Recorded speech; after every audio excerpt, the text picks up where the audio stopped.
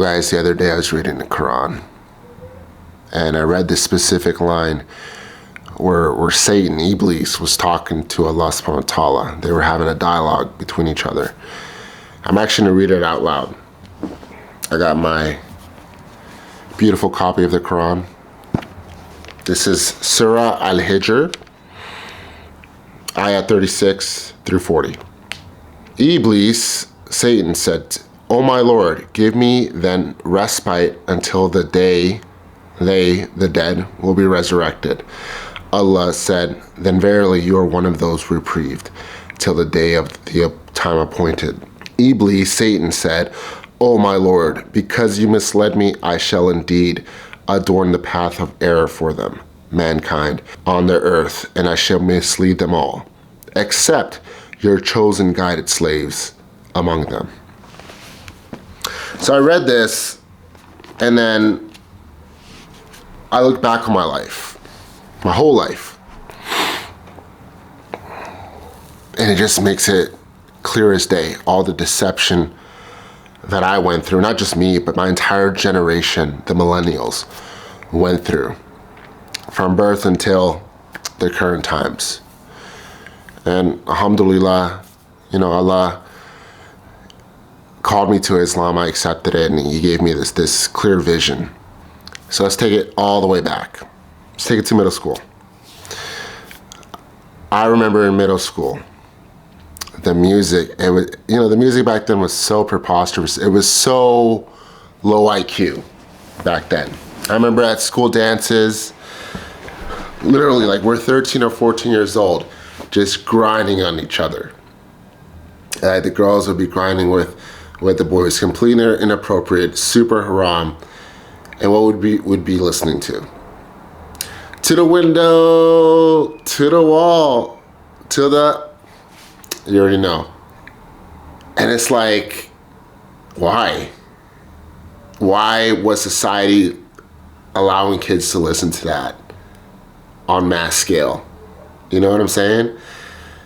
And it's also, that's not even the worst song. I remember back in the day, like David Banner Play. So in case you haven't heard David Banner Play, it's basically him just like whispering into a girl's ear to play with his. That would play at the middle school dances. You know what I'm saying? And this sort of connects to, so the Millennials back then are the current generation of adults right now, from 30 to 45, I believe.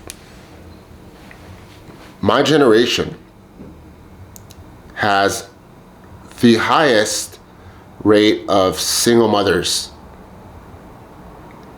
in the last 2,000 years, probably ever. And it's precisely because of this.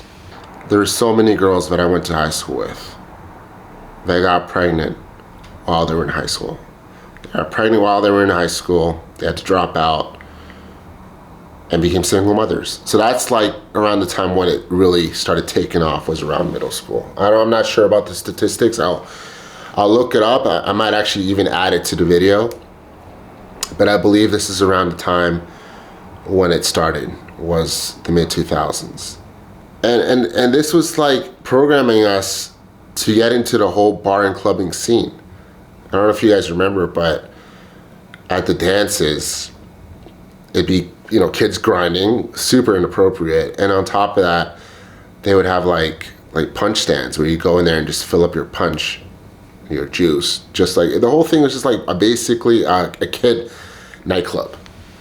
And that was the school, I'm talking about the school dances. There's also like teen nights.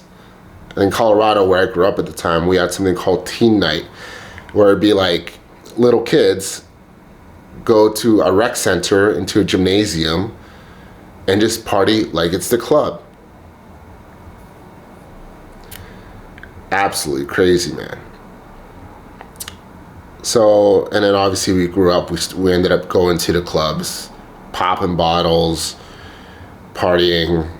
Some of the Millennials ended up becoming huge coke heads. So then, on top of us being programmed to be alcoholics, get into the whole party scene early in life, we were also programmed to love weed. You know, oh my gosh, especially in Colorado. Because you guys gotta remember that Colorado was the first state to legalize weed. So back then it was like so accepted. Everybody smoked weed. Like if you didn't smoke weed in Colorado back in the mid-2000s as a kid, you're like a weirdo. Like what's wrong with you? Like stoner culture was massive back then. So yeah, like we were programmed back then to find smoking weed to be cool. Like you were seen as a cool kid if you smoked weed. Now fast forward to the present day. What happened to all these cool kids that used to smoke weed back then? You know, a lot of these guys, they ended up getting into harder drugs. A couple of them overdosed. A couple of them committed suicide. They shot themselves in the head. You know, some of them ended up in prison as well. Some of them ended up homeless. It's dark, man, and this is why I'm so passionate about doing what I do and trying to expose the works of Satan, because I knew real people that I grew up with that were deceived by the devil. And I'm sure that a lot of these people never had access to the truth, never had someone sit down with them and tell them what's really going on. Maybe if they had that person, things would have been different. So I actually made a video on weed. If you guys got time, check it out, because it was a very good video. I went really in depth with that one. Now let's talk about gangster culture. Because if you were in the mid-2000s, that's when like gangster rap was like all-time high. You could argue the 90s, that's when it like started, but the 2000s like full force, especially if you were a minority. If you're like Hispanic or black or any minority, Arab, Indian, in North America, you were all about the rap. So I started getting into rap probably in my teenage years through my friends. My friends were into like the Tupac, they were into Dr. Dre, Snoop Dogg. Like those were like the hottest rappers back in the mid-2000s. And for me personally, I was like really into like Bone Thugs and Harmony. That was like my top star for like a decade. I was super into them. I was into Outkast, really into those guys, and also 3 6 Mafia. Those are like my top 3 rappers that I was into. And I noticed, in hindsight, I noticed it at the time. Obviously, I didn't realize it, but I noticed that around the time that I started getting into rap, I started getting more violent. Started becoming more angry. You know, around the time before I listened to rap, I was like a really nice kid. It's very sheltered. I grew up in a Jehovah's Witness household, so I grew up with a lot of principles and values. But once I started listening to rap, my whole reality shifted. I started getting into fights, got suspended a few times. I stopped caring about school as much, became a very average student. I got into drugs. I got into drinking. When I was 17, 18, I started drinking alcohol, which I'm going to get into in a little bit. But it's because of the gangster rap that was being pushed out there. You know, glorifying the weed, glorifying the alcohol, glorifying the objectification of women. You know what I'm saying, guys? And it wasn't just the music, like the movies too was glorifying all this stuff. You watch all the movies. What do you see? You see people drinking. You see people smoking weed. You see people glorifying the gangster culture. And you know, guys, like, okay, so that last verse that I read, Surah Al-Hijr, the devil told Allah, I will mislead all of them except your chosen ones. You know, that hits different. Once you've lived, once you've seen, once Allah opens your eyes and takes off the veil. Because when God chooses you, He takes you out of the world and you no longer belong to the world. You belong to him. You're no longer the people of the world. You're a person of Jannah. You're a person of heaven. And that's why we don't fit in anymore. That's why we don't have a lot of friends anymore. We prefer just to be by ourselves with Allah.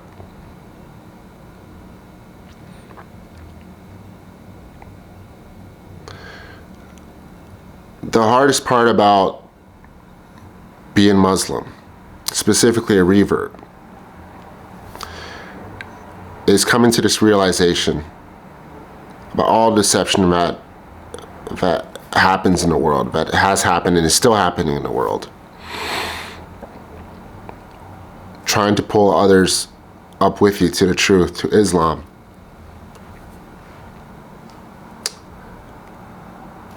But no one listens. Here's the thing.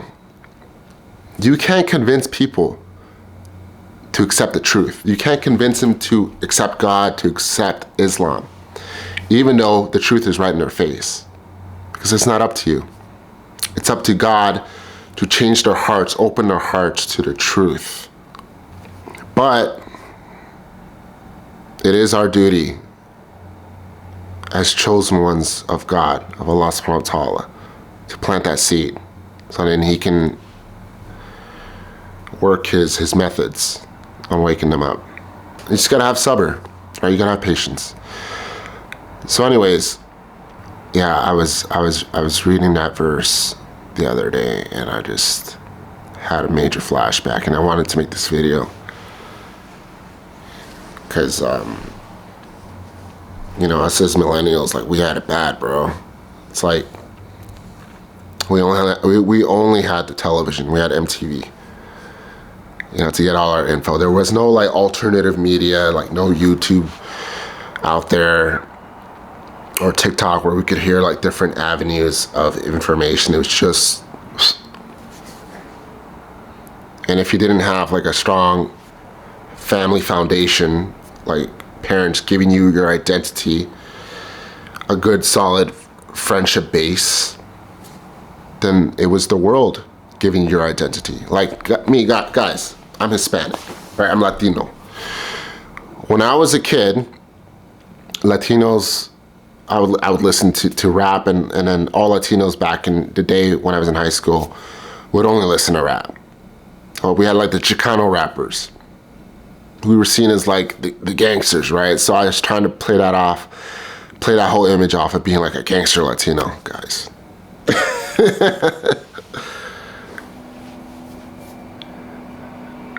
I'm not a criminal. I've never been a criminal. I got into fights. I was an angry kid, but it's not in me to be an evil person. But I was programmed to try to become one. You know what I'm saying? Absolutely crazy. Absolutely insane. But I do want to end this video with a thought. I have a lot of faith in the future. I really do. You know, in the book of Acts, in the Bible, it says that God will pour his spirit amongst the people.